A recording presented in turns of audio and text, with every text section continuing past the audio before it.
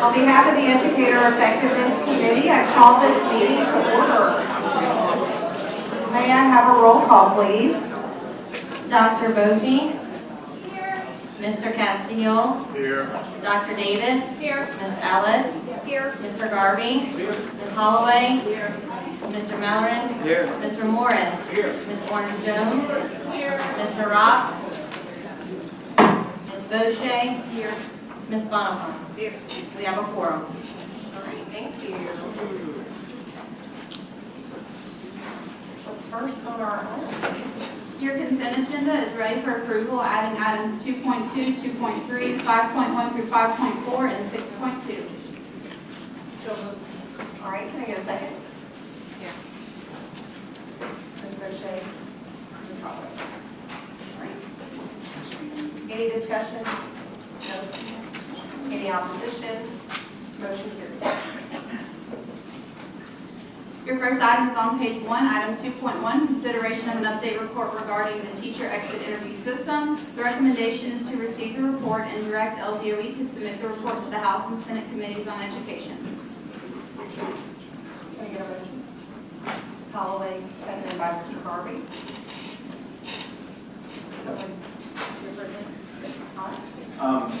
Yeah, I mean, your information is in your backup. I would call out a few items here. First and foremost, just to continue to say that outside of the parent or guardian, I know no other factor more important than the classroom teacher and the outcome. And so that's why we have to continue to do our best to make sure that we are recruiting and retaining the absolute best teaching body for students across the state of Louisiana. And we have to do that in a number of different ways. Certainly making sure that teachers have environments where they are comfortable teaching, making sure that they have school leadership that they find acceptable to them, making sure they have a place where their voices can be heard, they can grow in their craft, and making sure they're paid in an appropriate fashion in the 21st century. So we have to continue to work on all those things. I do believe we've made progress here, but certainly a long way to go when you have any student in the state of Louisiana that does not have a teacher every single day. So I was asked a question yesterday, about some of the most important things to our work, and this really tops the list of making sure that kids have access to teachers across the state of Louisiana. One good point here I would share as a part of this report, although small, we did see a reduction in the percent of teachers exiting the workforce year over year.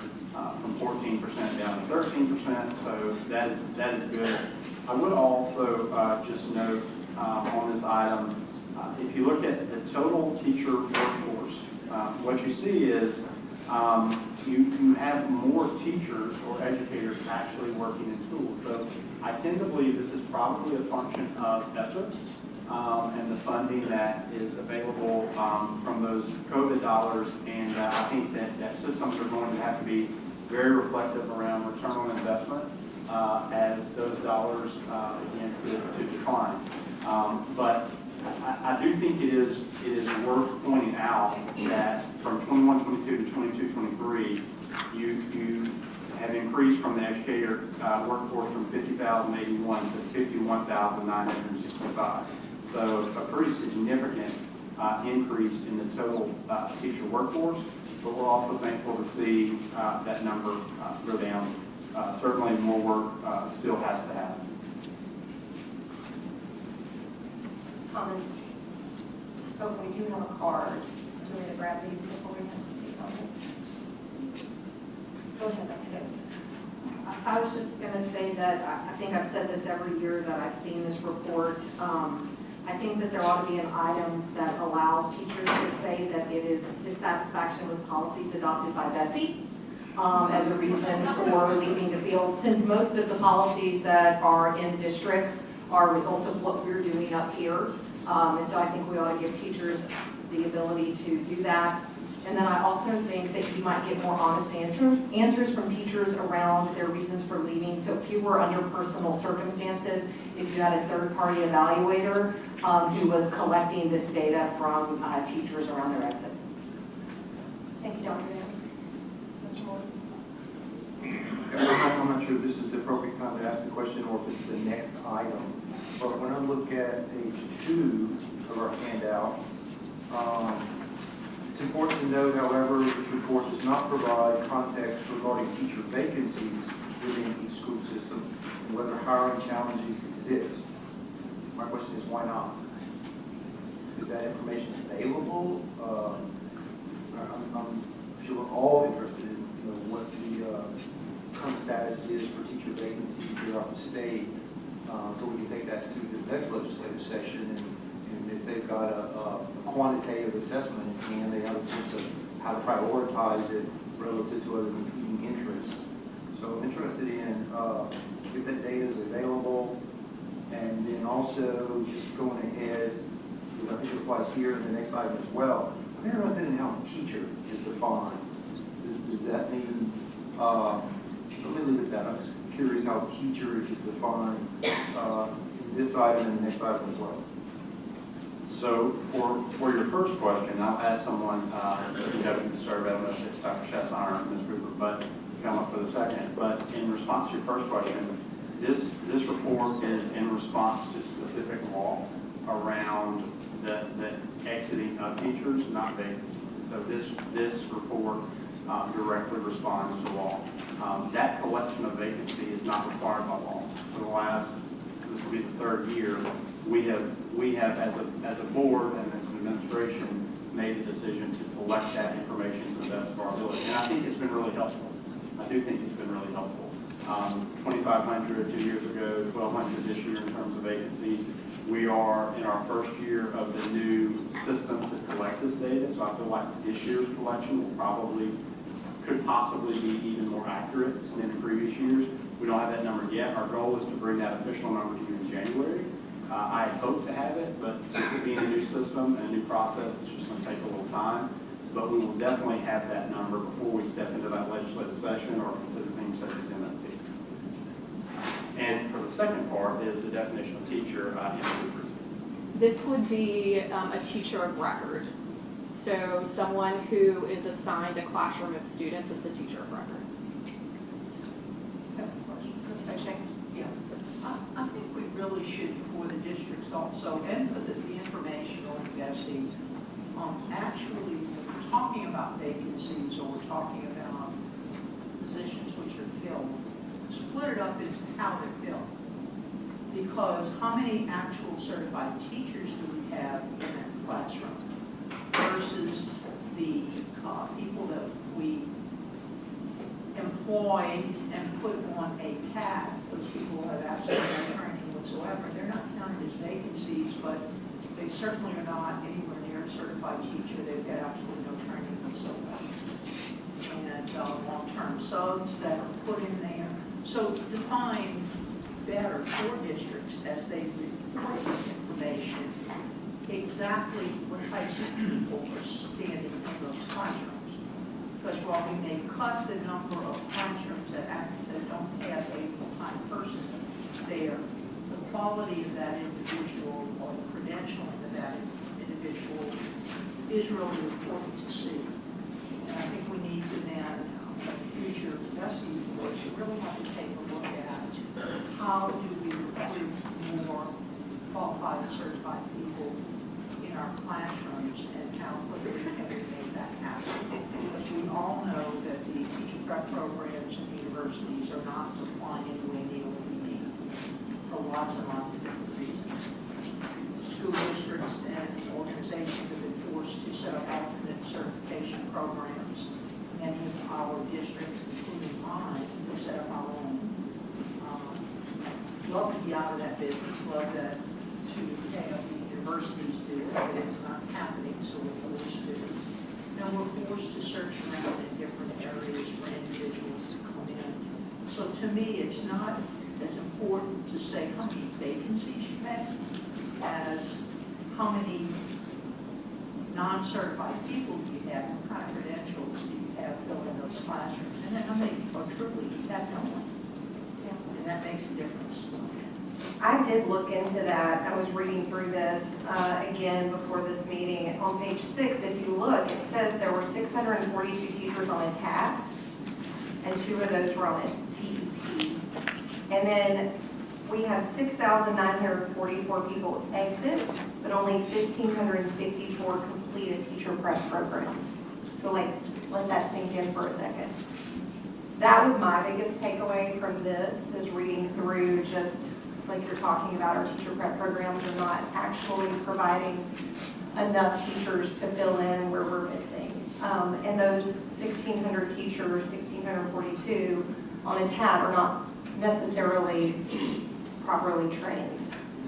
So, our numbers have gone up, but what about the quality and what about their experiences and how long are they staying when they're on a TAT?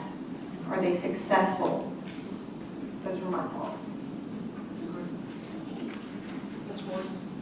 Yeah, just to follow up, so we were aligned on expectations for the January report.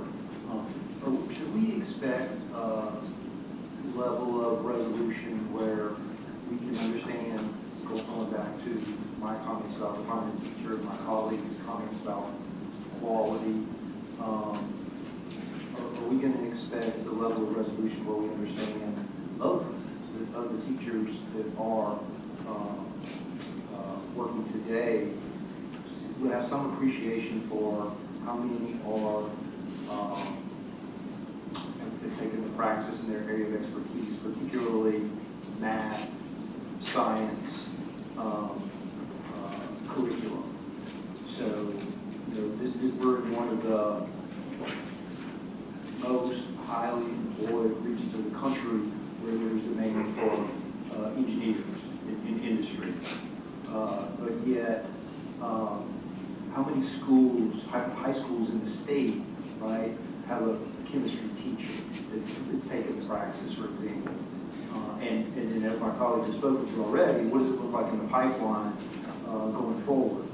And we don't have those numbers, or we don't have some sort of quantitative assessment for what that looks like, then we're just floundering around waiting for the next event to happen with no plan. So I just want to see if we can get some alignment here with regard to expectations for the level of resolution for what the current state looks like for those specific areas with regard to qualifications. Sure. I'm sorry, Sean. I'm sorry. Go ahead. Sure. So I think there are 3 different things we're talking about. The first one is this exit report. This is required by the legislature. It specifically asks for the data in this report, which does not include vacancies. Then in January, as Dr. Brumley mentioned, this is the first year where it is required for our school systems to submit in the data system their number of vacancies. So in January, we can bring that. Then there's a third report, which is our annual workforce report, which will come in March. That breaks down the certification areas by content area, by school label, and so that is a more comprehensive report around our workforce, but happy to bring the vacancy information in January. Yeah. So we've got a couple, 2 or 3 months here to work on this, so could I ask that you guys reach out to higher ed, and when you bring that report in March, then you also give us some indication of what the pipeline looks like. Sure. That's feeding our current status. Correct, that's part of the report. It'll say how many teachers are newly hired from a prep program. And along, Yeah, I'm interested in enrollment too, right? Sure, yeah. Thank you. and along with that, if you put all that together, I would suggest, because your last statement, I think, is critical to the whole continuum. At our universities statewide, how many people are in the teacher prep programs and what are they studying? I think we're going to find they're coming out with elementary education certifications and little or none middle and high school, especially in the maths and sciences, so that the future board will have some indication of what are we going to look at that we're really going to need and take some of these monies that we have, whether PhD funds, whether whatever source that we can find to, as recruitment, to get more people into those critical shortage areas, but really identifying with that information, because we cannot find at the district level certified math and science teachers, and it's getting worse and worse, even English teachers to some extent. at your middle and high school levels. And it's getting a little bit worse in the elementary than it used to be as well. But right now, you can't have those, and that's where most of the people are going for the traditional teacher prep programs in the colleges and universities. And what else do we have to do to get some people that have those other qualifications to come into preparation for the course? What can we do? I'd be happy to add that to March. Ms. Hartshaw. Thank you, Madam Chair. So two questions, Superintendent. The first is, so what do you think? I thought Dr. Davis's point about the third party was required some more conversation. I'm curious if you've given that some thought and whether or not you think in any way that would impact the data or the authenticity of the comments we get. And the second is, this is incredibly important data. Clearly, this has been a long-term priority for this board and so many others for such a long time, and it is a national crisis. And I have some national perspective that we have reasons to be optimistic here in Louisiana about the progress that we've been able to make, and so we're going to keep putting our foot on the gas and making progress. Can you speak a little bit comparatively to how Louisiana is doing in this area relative to what we understand other states are doing? Yeah, thank you for the question. So the first issue raised by Dr. Davis gives me a bit of pause just because of, and I think Joan, if she's here, would probably agree, constitutionally in our prohibition of engaging in personnel matters at the local level. And I think we would run afoul of that in some particular way if we were taken to that depth of understanding. So I would have a little bit of pause around that. But I'm going to make this statement, and it's not intending to be a statement of status quo. But I spoke with a leader of a local hospital recently, and this individual said, "Look, if I had 200 nurses, I could hire them today." So it's a matter of not just this particular profession for which we're responsible, but it's an issue facing a number of professions across the country right now. I can tell you, for us as an agency, the most difficult area for us to staff is business-related finance and accounting. That's the most difficult area for us to staff.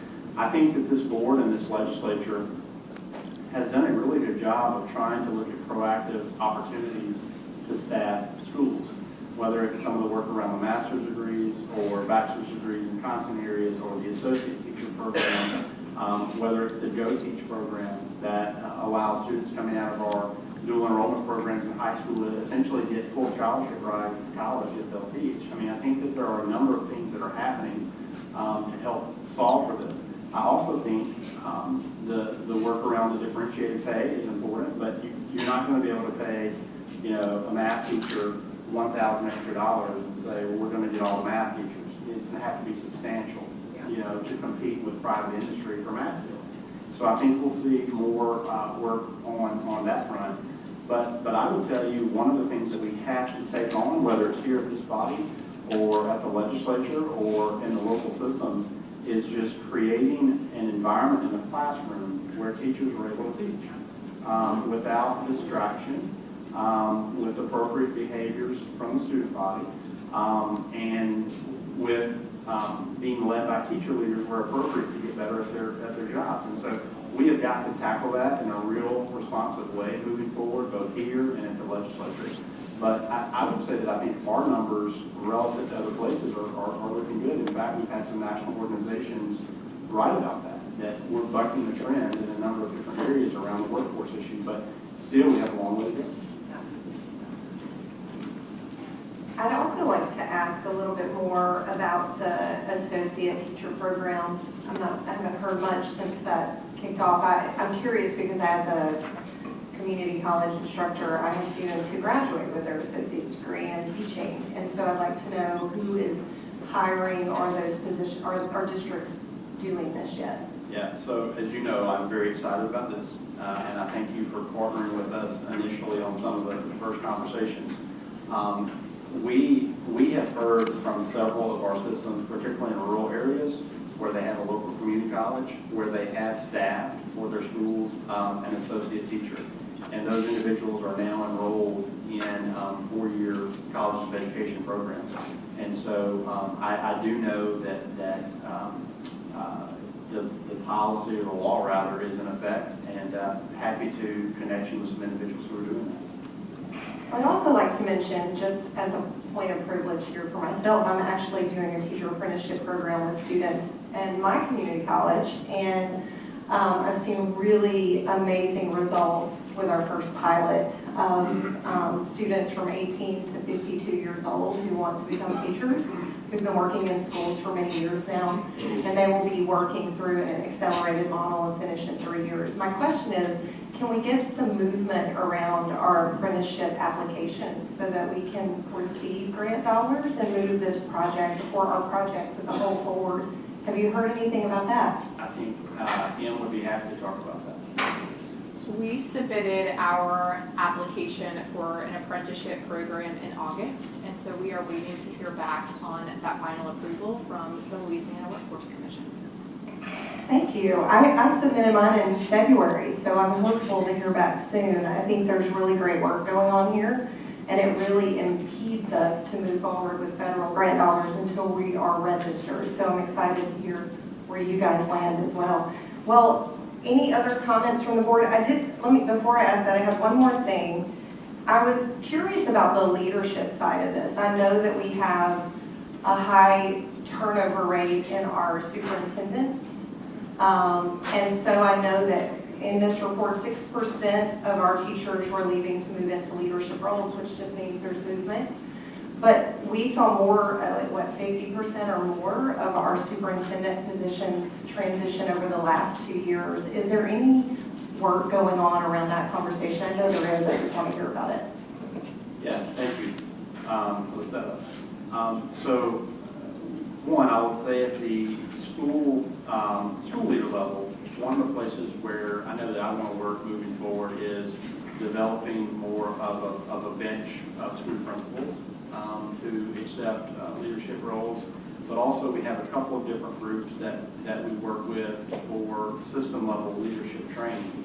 One being Louisiana Superintendent's Academy, and then the other that we want to recognize here today is a group from the School Boards Association. I believe it's called the Level Up group, that are in training to potentially assume roles of system level leadership. So I would ask, if you're here as part of that group, if it's okay with you, Ms. Ellis, to please stand.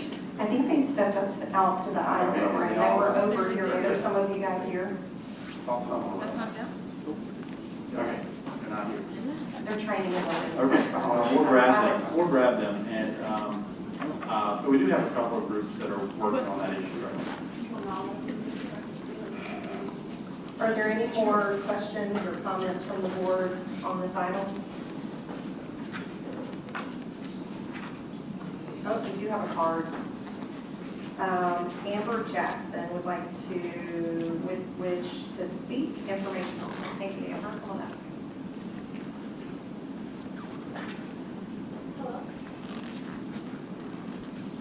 Hello, my name is Amber Jackson. I was a 10-year classroom educator.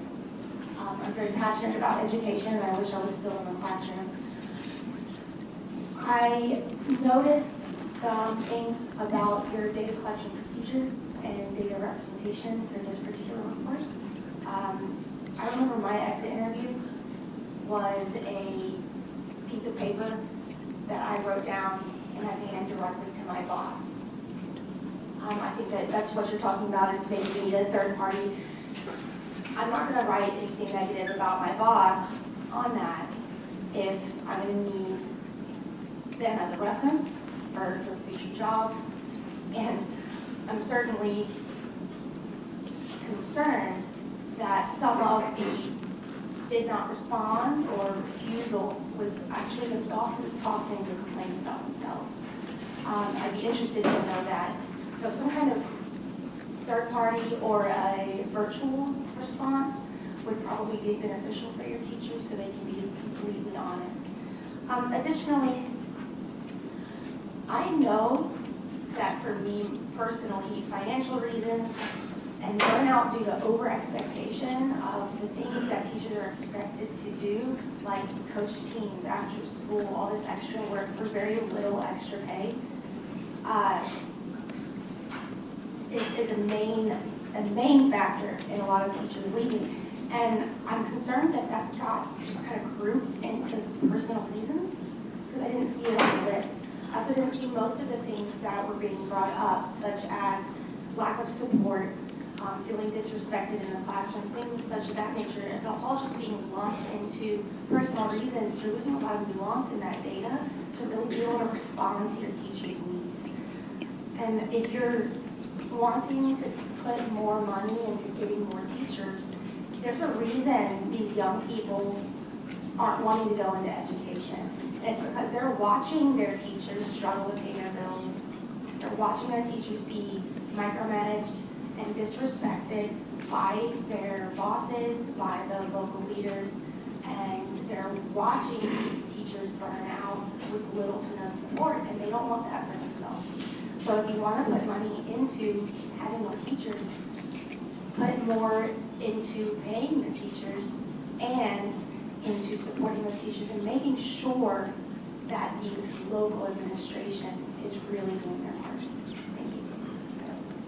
Thank you. I did want to note, she mentioned there was just no response, and there were 10% of the people interviewed, 694 of them did not say anything. So I appreciate your remarks on that. I just wanted to make note of that. Any comments? Yeah. Mr. Moore? Yeah, my question just followed up to Dr. Braun. I thought a great suggestion. You know, is there anything that we can do to make this a virtual response as opposed to direct? Not getting into privacy issues, yada, yada, yada, but at least get to that level so it's not so confrontational. Yeah, I think so even the category, I hate to talk about categories again with people, but even the categories, I think, Kim, are like defined legislatively in some particular ways. So like the way in which this is collected is because of legislative action. We could try and initiate some work there if we think it would be helpful in some particular way. But the LEA could do this virtually right now. I mean, if a particular system wanted to do it that way, they could. But just for reporting requirements, there's just a way in which it has to be reported. What I'm hearing is this is something we should be working with Mr. Miller on going forward. And I would just say it might be that the statute requires these questions, but it might be possible for us to add additional questions. And then I would encourage if we were able to do an online portal that would allow for direct upload of teacher comments to the Department of Education, that we add an open comment that allows a teacher to, if they feel like it, dive into more detail around finances, school discipline policies, because I do agree that a lot of these categories are really, really broad, and we're not getting at the real root cause of why teachers are leaving the profession with this current. So I understand it's legislatively mandated, but that doesn't mean that we couldn't maybe do more to break it down. I think I have pretty good insight on the real cause. I think it is classroom conditions, wanting to be able to have an environment to teach without disruption. I think it is wanting to work with leaders in their schools that they feel are acceptable to them, they want their voices heard, and they want to be paid. And you know, there could be other things, but at the end of the day, when I speak to teachers, and I talk with a lot of teachers, those are the issues that they would like to see improved. And I don't necessarily disagree with that, but if the legislature wanted us to do this report so that they can have hard data around exit reasons, right now we're not able to tell them that finances are a part of that because it's not one of our options, right? And so if we're trying to convince the legislature to approve an MFP that has a $2,000 pay increase next go-round, right? Like that kind of data would be helpful for us in persuading legislators that teachers are leaving the profession over pay, right? I mean, because I agree with you, that is the issue, but if we don't have hard data points to convince legislators, it's problematic. You know, it makes me think that using this legislative request to then also get the information in there that we also want to know, it seems like the best use of the tool, but also to inform the legislature about what the real concerns are. I do think this is pretty vague, but we appreciate the effort and we can see some good results, which are small, but we'll keep moving. Does anyone have any other comments? Any objection? Oh, Ms. Davis? Yeah, just, I looked at the statute regarding the interview, and it doesn't really stipulate questions specifically, but it did delineate that a task force developed the questions for the board to approve. It delegates this to Bessie, so I'm wondering if maybe you want to convene this task force again to come up with a different set of questions. Thank you, Ms. Davis. Ms. Armstrong? To see it more specific about that idea, I would hope it would be a teacher-led task force, right? That what would matter the most is that, what I hear, my day job, I work for a national organization that spends a lot of time listening to teachers and trying to elevate their voices in the policymaking process. And over again, what you hear, not just here in Louisiana, but across the country, is that if you want to know what teachers think, actually ask them.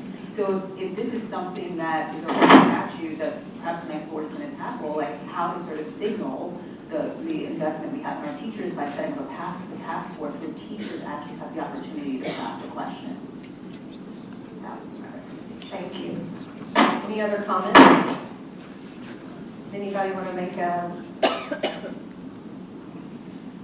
Dr. Bowden? I feel so deeply about this, and you guys have, I think, commented on it in a very thoughtful way, and I certainly appreciate it. I want to recognize Kevin Birkin, who is going to take the District 7 seat, and just thank you for being here and sitting through this meeting all day. It means a lot to me to see you here, but I want to just share with you, there is nothing more important inside the schools than the teachers in the classroom, and too many of our kids do not have teachers. So the biggest problem we're left unsolved on this board, and the thing that keeps me up at night is that that's something we can influence, right? We can't influence whether or not their parents take them to church or whether or not their parents are addicted to drugs. Like, those things we cannot influence. We can influence whether or not they have teachers in the classroom, and we are worse off than when I started this board, and that is one of my greatest regrets. And I just want to take this time to, one, thank you for sitting through this before you're actually on the board, but two, share with you that that is my deepest concern. And I support the comments that were made today around any solutions need to be a teacher-oriented solution, right? And I just feel deeply about it. I recruit teachers in elevators. My daughter is 7 and is like, why do you talk to everybody? I'm like, they can be a teacher. Trying to recruit all the time. But it can't be a lone voice here and there. There has to be strategic and sustained efforts in that area. And I'm going to make a personal request of you to carry that forward into the next board. And my hope is that when you get off the board, you don't have to live with the same regrets that I'm going to have to live with relative to those teacher vacancies. Dr. Bovee, I agree with you wholeheartedly. I think this is my biggest concern from the work we've done here, and then also what I see in the field. And I don't think that we're really capitalizing on the information. We're not getting enough information to then share with our legislature about what are the real concerns. I think as a new teacher prep program person now, I've kind of moved out of the K-12 world into the preparation of teacher world. And I do it on the beginning level, so their first 2 years in a community college setting at that. And what I'm seeing is we haven't really developed programs that are made for all kinds of students and potential teachers. And I feel like we have kind of stayed in the box, and the praxis core removal was a really great start because that was like a glorified ACT. And so we've really done great work there. But what I'm seeing now is amazing people in this program that I've started, and they are going through this journey, and this is the first time a program has truly been developed to help them work their job in a school as a paraprofessional or a teacher apprentice, go to school virtually, synchronously, because you've always had to travel, you've always had to show up, you've always had to sit in a classroom. You can stay where you live, work where you live, and grow that teacher population right where they are, And I really haven't seen us do some out-of-the-box work around how do we find teachers, how do we create programs that help a lot of different people be successful in this journey. You don't get paid while you're in school to become a teacher. You don't. I mean, even when you're in the residency model, you're really just making, you know, $1,000, maybe $2,000 plus your side job. That's not a sustainable pathway to become a teacher for a lot of Americans. People want jobs. And so we've got to be a little more creative and think outside of the box on how do we get people from the start to the finish line who are already invested in education, who want to do this work. I think they're out there. I don't think we have a problem finding teachers. I think we've had a problem finding ways for people to become teachers. And that is my 2 cents on that. So I'll turn it over to Mr. Morris and then Ms. Goshen. Yeah, it just seems to be a lot of interest in this. So Dr. Bromley, if we could, let's get this one on the January agenda to address this board's interest in developing a task force to get that teacher feedback. Thank you. You know, something that you said really resonated themselves. Finding ways for people to become teachers. I remember in my school system at the time, we had absolutely no openings, no vacancies. It was tough to get a job in St. Louis as a teacher. That has, over the years, like in many areas, become now it's easy to get a job if you have qualifications. But I'll tell you right now, I have talked about recruiting people in elevators. I have brought in an Uber driver, a produce guy from the local, two servers from establishments in the French Quarter, and one in a restaurant in a suburban area. 5 people that act like I'm talking to them, no, they had degrees. These people had degrees. Didn't know what they wanted. So what's your degree in? Well, come see me, come talk to me. Now they're in our teacher prep program. And that's what we're doing. We're finding people who have some basic qualifications, who are looking for a career change, maybe, but didn't even know that it was a possibility. But that's where we're having to go to recruit, when we used to just take them from the university prep programs that are not, you know, young people are not choosing teaching as the first profession. And that, you have to do a lot of work in that area. You need to look at some people with career changes. But how do we get kids to want to be teachers initially? And it's money, to a large extent. It's discipline in classrooms that we have to look at, and it's engagement in the workplace collaboration. Those are the 3, you know, big things that we see all the time. Those 5 examples I gave you are factual, personally, that we pulled in. Now, don't know if that's happening around the state, but it's happening in my part of the world. I also think that we're just not talking, you know, it's heart and how you speak about your profession. Unfortunately, there hasn't been a lot of positive language over the years, especially post-COVID.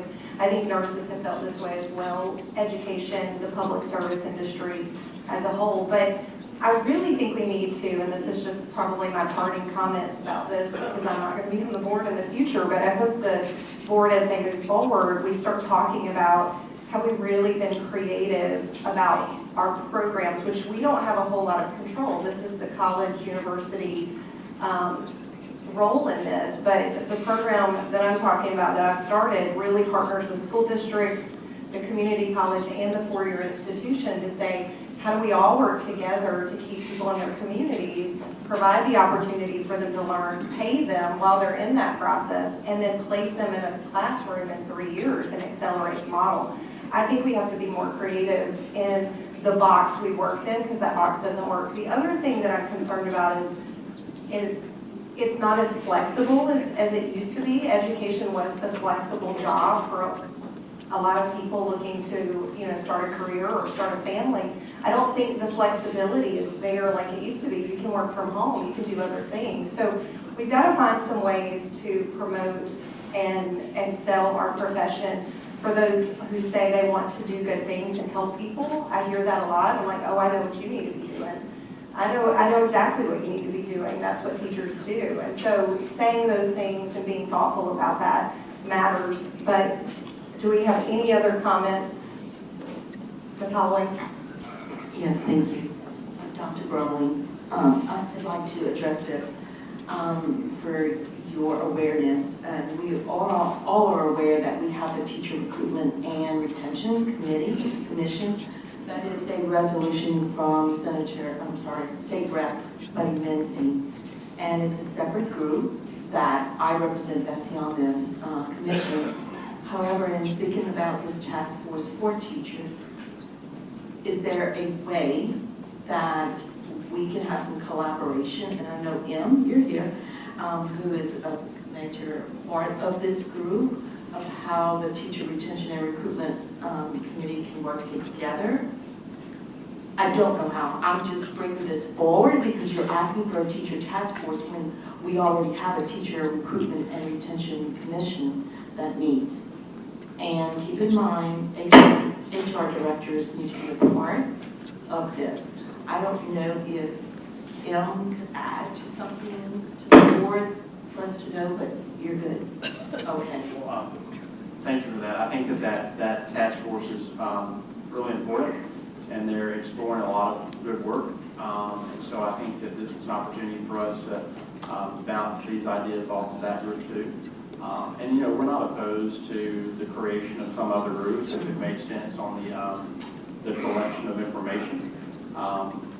But another option that we've thought about is the teacher survey that we launched statewide. I think last time we did that, we had 7,000-ish responses around the working environment. And so there are a number of different options we can continue to pursue.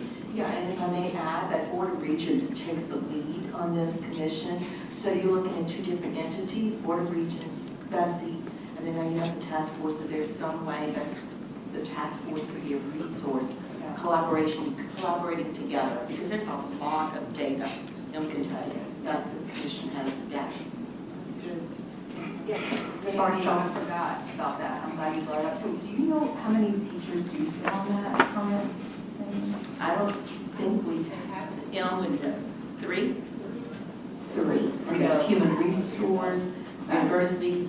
Okay, that might be something to think through, like how many more. But I want to tie back to something Mr. Morris said. I know, and you've been thinking deeply about this. We had a side conversation about it too, I think a week ago, about the role of AI, right? And so there's a lot of, feelings about the role of AI. It's happening. Here it's happening. And one of the things we've started to do in my day job is like really engage teachers in the ways that AI might actually help to reshape their roles, right? In really exciting ways, right? So you and I talked about Amigo, but the prototype that I saw of Amigo was actually a bunch of teachers actually engaging with the tool in ways that would actually help them better do the things they love to do in their jobs, frankly, right? Because we all want to love our jobs. And so one thing that I would suggest as you guys move forward is to figure out how to get more central to that conversation about AI versus like how to feel like it's happening to us, how to sort of get on our forefeet, our kind of our heels versus toes on it, and really sort of shape what that can do, because I think the best recruitment strategy for teachers is a really strong retention strategy. And what we're hearing from teachers is that the current role as constructed for many is not very compelling long-term, right? So I just think the AI tool in all of its forms could actually be a device that helps us better understand and reimagine that version of a teaching role that would both keep our best teachers here now and also recruit the future generation of teachers as well. All right, thank you. Mr. Morris? I got to piggyback on that one. And as we continue this conversation with AI, and as my colleague Ms. Horn alluded to the engagement with the teachers, also I would encourage us to consider going forward as we look at the standards, the curriculum standards for the core subjects. How does AI application apply to each of those state standards? Just another perspective. All right, any other comments? Objections? You already spoke on that, I'm sorry. We're gonna wrap this one up. Any other comments, questions? All right, motion carries. Next item. Next item is on page 30, item 3.1, consideration of revisions to Bulletin 746, Louisiana Standards for State Certification of School Personnel in response to legislation from the 2023 regular legislative session regarding educator credentials. The recommendation is to approve as a notice of intent revisions to Bulletin 746. May I have a motion? Ms. Holloway, Ms. Orange Jones, second. Any comments from the board? No comments, all right. No objections, motion carries. Next item. Your next item is on page 33, item 4.1, consideration of the recognition of Ms. Brittany Bonifant's 2023 Louisiana Teacher of the Year for her service on the Bestie Educator Effectiveness Committee and the introduction of Ms. Kylie Altier, 2024 Louisiana Teacher of the Year. The recommendation is to recognize. Can I get a motion? All right, Mr. Rock, Ms. Orange Jones, second. Ms. Ellis, Miss Lacey let me have the script so that I have the honor of doing this when you're ready. You can take it away. Thank you. So let's recognize Mrs. Brittany Bonifant. She is Louisiana's 2023 State Teacher of the Year.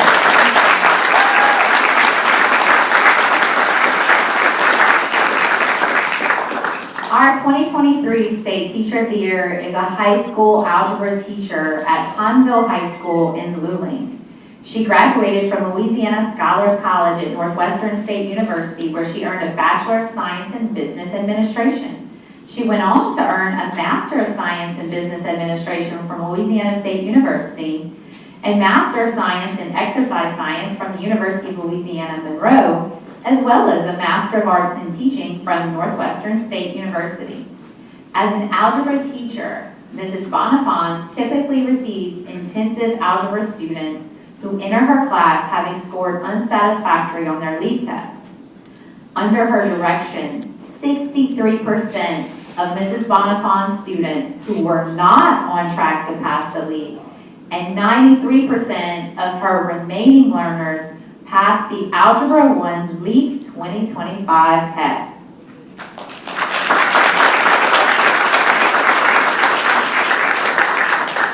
In 2018, Mrs. Bonifant became the head coach for the track team.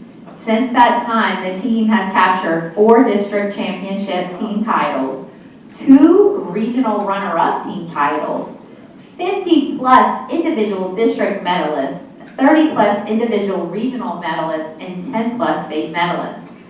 Mrs. Bonifant has been inducted to the In Club Hall of Fame of Northwestern State University for athletic achievements, collaborates with the Gulf Coast Athletic Conference Track and Field Championships, and gives athletes the chance to see collegiate opportunities.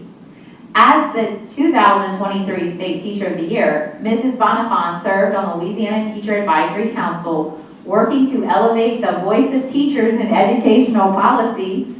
She also serves on the Educator Effectiveness Committee for all Bestie meetings. She also initiated a 22 Tuesdays social media series, which reaches over 9,000 followers weekly. No wonder she hasn't had time for me to be on. Shining a light on the great achievements and everyday practices taking place with educators and learners across the country. As the State Teacher of the Year, Brittany represented Louisiana alongside all State Teachers of the Year from across the country at various national conferences, including on Google campuses in California, at the White House, at Space Camp in Alabama, and in January, she will represent us at the College Football Championship in Houston.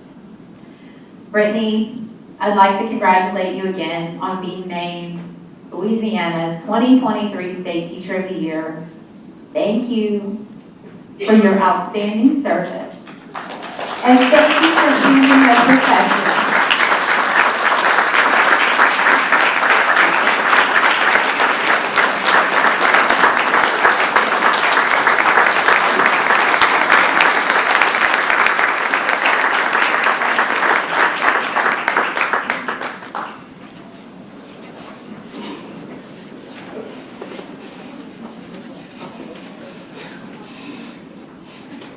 Hey y'all, I have loved this entire journey. I am that teacher. If y'all heard, I went to a lot of school before I decided what I wanted to do when I grow up. And do you know who convinced me to be a teacher? Was my husband, because my husband was a teacher, so he recruited me to the teaching profession. Because I was out there in the business world. I was going to be a businesswoman. I was going to be a financial officer for a company. And he was like, no, I feel like you like children. You should teach. And so I feel like, and Tutu Tuesdays, I love tutus. I was like, it's my last week. They can't kick me out. So that's why I wore a tutu today. But I feel like the entire purpose of that is marketing from the inside of the profession. Because the students are paying attention to how you're acting every single day. Does this teacher like her job? And what are they doing? And other people are looking at how you look at your job. And so I appreciate the work that you guys are doing. I do not talk a lot. I appreciate y'all for allowing me to have this opportunity to just be a teacher voice. The Department of Education and Jody and Kelly and Kylie and Jennifer, and all the people. I just appreciate this opportunity and this space to be a voice for teachers, and I love the work that you're doing, and I hope that this work continues and continue to hear what teachers have to say and how they are shaping the students for the future.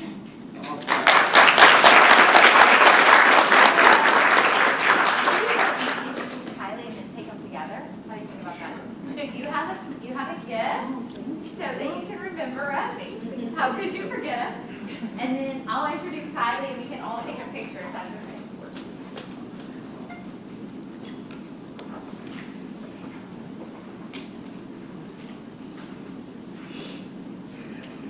And now I'll introduce our 2024 Louisiana State Teacher of the Year, Miss Kylie Altier.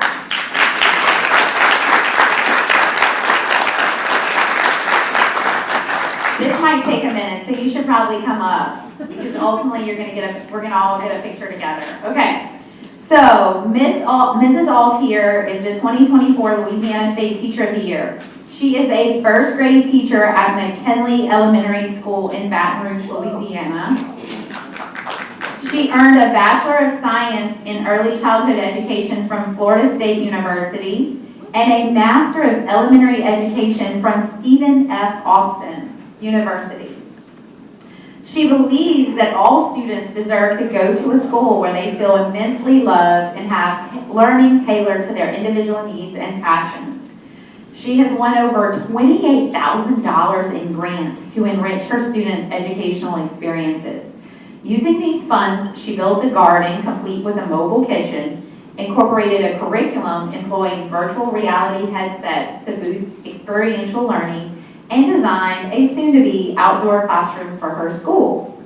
She brings experts into her classroom, which has given her students opportunities to interview a New York Times best-selling author, a perfect 10 scoring collegiate gymnast, curators from the Museum of Natural Science, and more. Altier also received many accolades for her efforts while in Texas, including being named Teacher of the Year for her school, district, and region in 2019, and Mentor Teacher of the Year in 2019.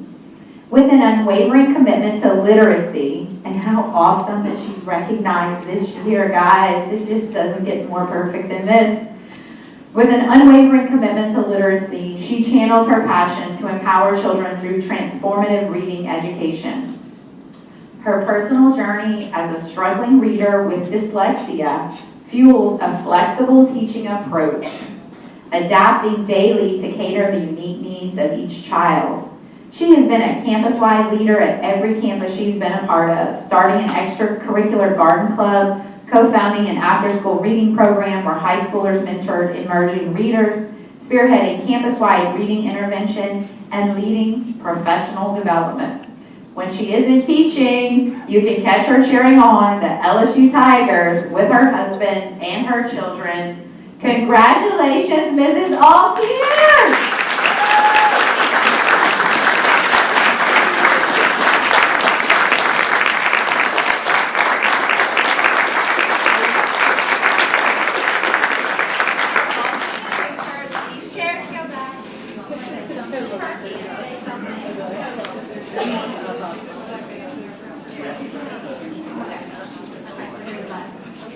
was gonna, let Miss Brittany do all the talking for me, but I do just want to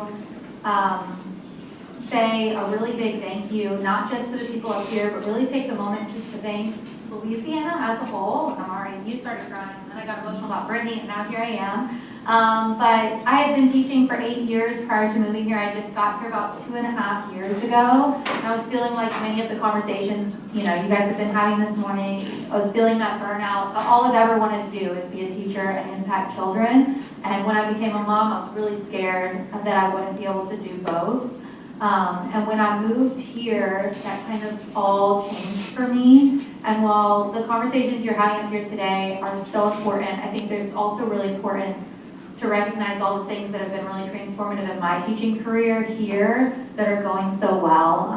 And one of those things is there's a really deep commitment here to early childhood literacy. It's the first time I haven't been up until, all hours of the night writing books for my own children. And the policy here has been so connected to research, and it's been something that has allowed me to teach my children how to read without it taking my entire life over. Another huge piece that has just been so refreshing to be a part of is that teachers here are being heard. And I know there's always work to do more, but things like the Superintendent's Teacher Advisory Council, everybody I've met at the State Department has been asking my opinions on things, and the way that, Brittany is elevating teacher voices, and teachers are being heard here, and I think that's so important, and we can always do more of it, but it has been a really empowering experience. And then lastly, just here in Louisiana, we have a village, and she talked a little bit about the people in my classroom, but people from the news, people from LSU, everybody here, organizations that are funding grants that are unheard of. They just want to know what teachers want. Everybody I've met here cares about the children in Louisiana, and they're ready to rally, and they rallied so hard around my students, and I will never be able to say thank you enough. So just if I could leave with one thing, I'm so honored to be Louisiana State Teacher of the Year. But the real honor is not for me being Louisiana State Teacher of the Year. It's knowing that I can be a teacher forever, and I can be happy, and it can be sustainable, and I can not only impact the lives of my children, but that now you all are giving me the opportunity to impact lives of children all over the state. So thank you so much for the opportunity, and I hope that I make you all very proud this year.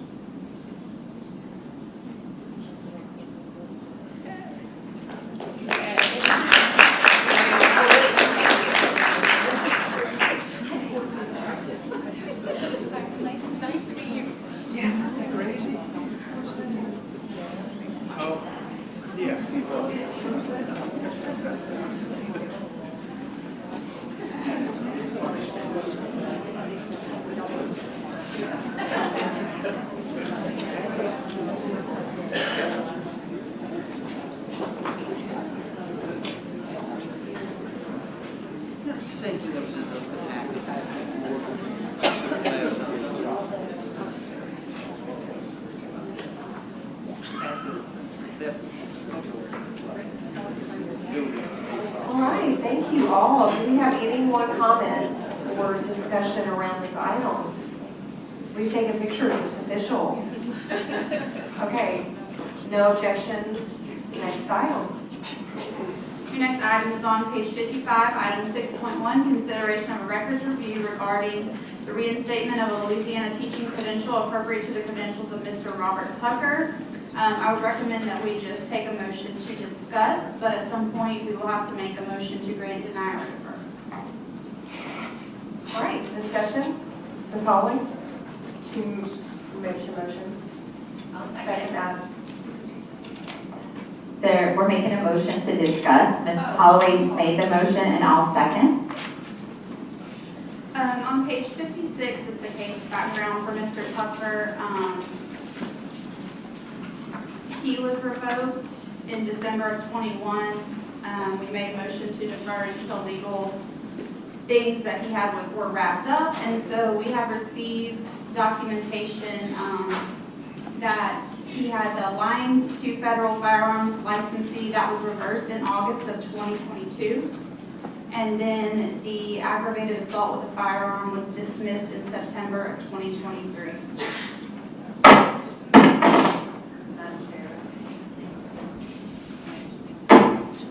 Ms. Orange-Jones? Just a quick point of process. So we're not going to, I'm wondering about executive session. No, we were not going to executive session for this one. Can you tell us why? We were, in case he was present, we wanted it in open meetings. Yes, the okay to be an executive. As far as I'm concerned, he's not, or as far as I know, he's not Either present. way, we didn't hear back, so we can't automatically. See here. Not present. So Ms. Davis, you're saying he requested it to be not an executive session?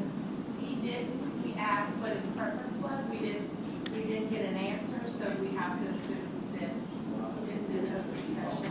Okay. Because that's his right to have it in open session. Okay. So his right is to have it in open session. We did not hear back, so we are discussing an open session since we didn't get notification to go in executive session. All right. Any other discussions? Is he present? No. Okay. Mr. Garvey? Yeah, I have a question, trying to figure out if I understand parts of the situation correctly. If I understand it right, at one point, he was convicted of a crime, and then the conviction was overturned. Is that part correct? It was reversed, yes. It was reversed. It was reversed. Okay. But for a while, before it was reversed, he was convicted. If I understand it right. Yes. While he was, I might say, in that convicted status, did he fill out an application or some applications and say that he was not convicted? I believe his professional conduct form was before his conviction. So he was truthful on the form. If my memory serves, I believe we were waiting on the conviction because it was in, While he was in that convicted status, he also had the other charge, the aggravated assault with a firearm. So we deferred until that was cleared up, and it has since been cleared up. I thought that at some point before the conviction was reversed, he filled out a form saying that he was not convicted. So I wanted to verify that. So the individuals fill out the form when they apply for certification. He applied for certification, filled out the form. At that point, he did not have a conviction on his record. Later, the conviction occurred. So there was at no point where he had to testify whether he had to have whether he has one or not, because we revoked on the basis of his background check. So it was not like this came from an application that he was applying for, which he would have to attest to his professional conduct. It came out of our revocation based on his background check. So we don't really have, he did not fill out a form that would indicate Okay, thank you. inappropriate. any other comments? It is confusing. As it stands, it looks like the notes say that the federal firearm license fee issue was reversed in August, and the aggravated assault with a firearm was dismissed in September 2023, and that's all we can look at this moment. So we need to vote on how we move forward. Grant, deny, or defer. I think we've deferred before. We can defer. I mean, we can do what we need to do. I just rarely want to say, just give you this information. There is currently no conviction on his record. There's nothing to record is illegal. There's nothing to consider.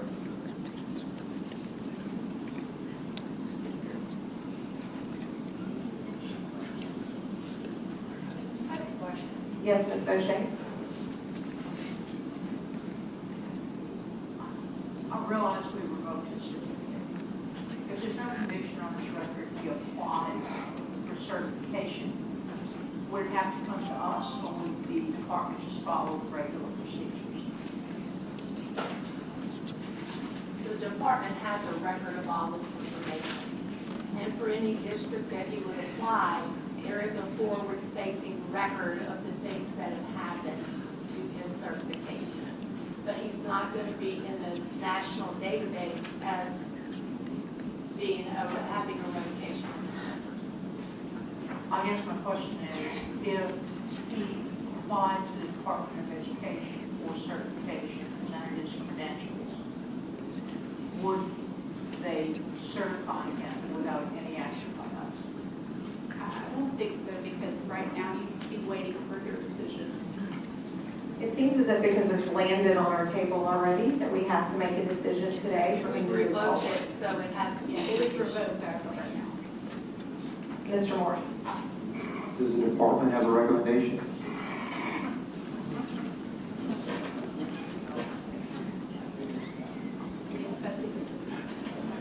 I realize this is a decision, I'm looking for all the input I can. There seems to be a lot of confusion here, I'm not sure everybody's clear, so as much input as we can to make a well-informed decision. That's all I'm looking for. Mr. Castile, did you have something? You may want to ask our attorney. How about that? So, our attorney, would you mind?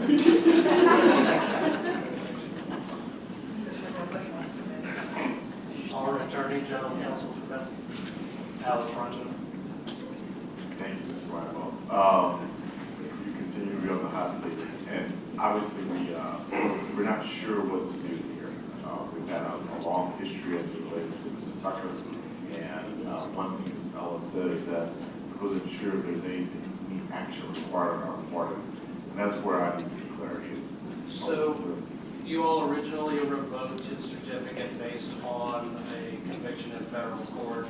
That conviction was reversed by the Fifth Circuit Court of Appeals in New Orleans. There was no attempt to get that subsequently reversed by the Supreme Court. So that reversal is final, so the basis for which he was revoked essentially no longer exists. Y'all deferred it originally because he had other pending serious criminal charges in state court. Those charges have been dismissed, and there will be no prosecution of those charges. So there's no longer any impediment at this point. So, to repeat what you said, maybe in a different way, there is no basis now for us to revoke his credentials at this point. Right, because the basis previously that existed is no longer. Because we have typically do this in executive session, I feel like for the purposes of information, we should make sure everyone's clear on what are the requirements for a revocation, and then that would help clarify how we move forward. I don't think, because we're in a public audience, I don't think everyone's clear on that. I know we are, but maybe just a quick summary. This was revoked on a felony conviction. So it's a felony conviction or any misdemeanor if it's a 587.1 violation, which he had a felony conviction. And once that felony was reversed, there is nothing impeding or requiring us to revoke his license. So based on our requirements and what we follow as a revocation, there is nothing to confirm a revocation. So we need to vote on how to move forward, and I don't think we have a whole lot of options here. So Can I ask just one more clarifying question? So if the district, so since it seems like our hands are tied around what has to happen here today, when he goes to apply for another job in the district, will they see that his certificate at one point was revoked and the reason for that revocation around possession of a firearm? Well, they won't see the reason. They'll see the revocation. They'll see the revocation, but not the reason. Okay, so they may, seeing that revocation, should give them the opportunity to ask him additional questions around why, if they're doing their due diligence in their HR office.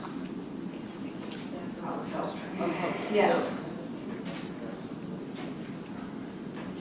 I'd like to ask our attorney if we have any grounds to deny. At this point, they're not aware of it. Maybe, I mean, this is another conversation for deferring for clarification. We've never spoken with him, but that doesn't necessarily change how we move forward today either. And we do have defer as an option. I'm just reminding everyone of that.